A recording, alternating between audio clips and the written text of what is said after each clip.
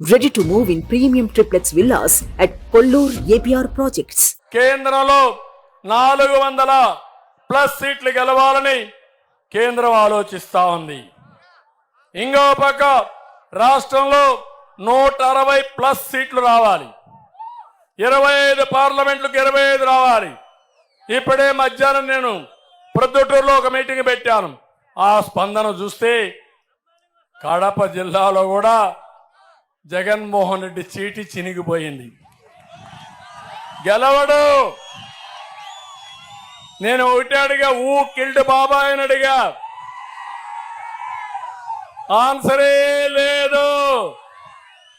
నేను ఇంకొక మాట అడిగా, నిందితుడిని పక్కన పెట్టుకొని ఎవరైతే బాధితురాలుందో ఆవిడ మీద కేసులు పెట్టాడు. ఎంత బాధ అంటే మీరు ఆలోచించండి. మీ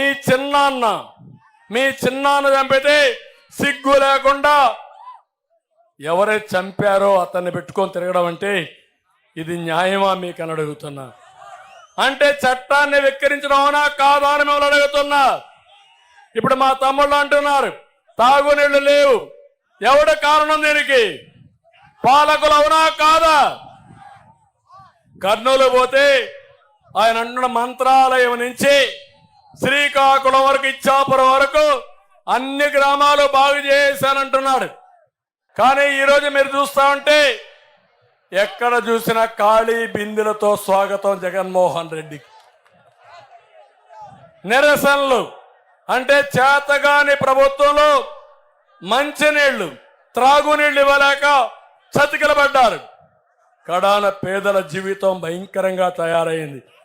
కర్నూలులో నేను చూశాను, ఇక్కడ అలాంటి పరిస్థితులు ఉన్నాయి.